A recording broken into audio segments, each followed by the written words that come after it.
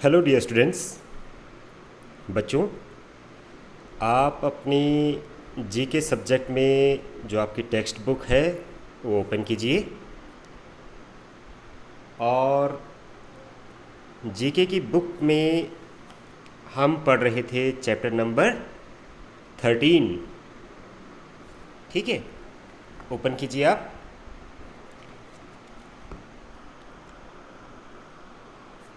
Chapter number 13 क्या है? Chapter का नाम मॉन्यूमेंट्स। क्या नाम है? मॉन्यूमेंट्स, यानी कि स्मारक। ठीक है, जो पुराने स्ट्रक्चर हैं, ऐतिहासिक जो धरोहर है, ठीक, ऐसी चीज़ों को हम मॉन्यूमेंट्स कहते हैं।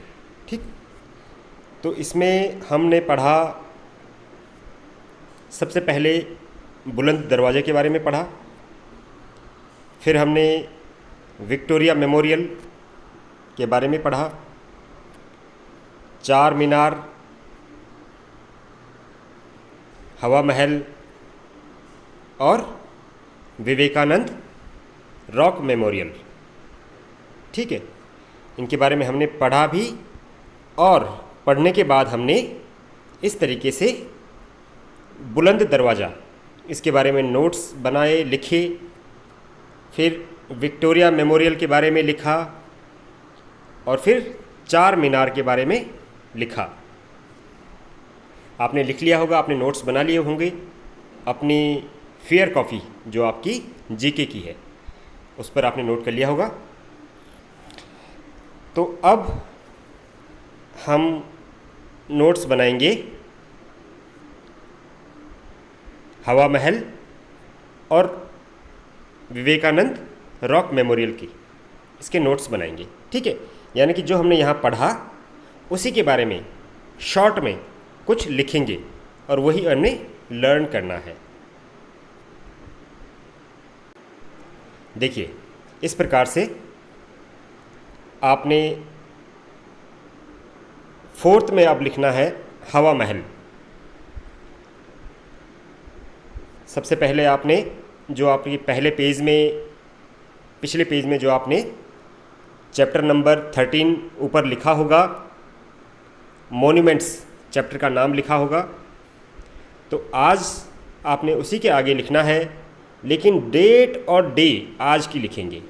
ठीक, और हेडिंग लिखिए, यानी कि सबसे पहले इस तरीके से अंडरलाइन करके लिखिए फोर्थ नंबर पर हवा महल। तो हवा महल के बारे में आप लिखेंगे। देखिए, पहले समझ लीजिए फिर लिखना। It is a palace built with red and pink sandstone in Jaipur. Bracket में लिखेंगे राजस्थान। ठीक है, ब्रैकेट यानी कि राजस्थान लिखा और फिर उसको इस तरह से बंद कर दिया ब्रैकेट के अंदर। ठीक है, इन 1799 बाई महाराजा सवाई प्रताप सिंह।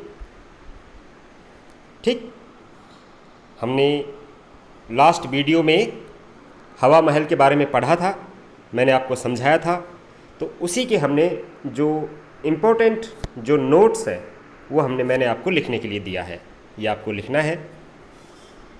इसके बाद आप फिफ्थ में लिखेंगे जो लास्ट में हमने पढ़ा, विवेकानंद रॉक मेमोरियल।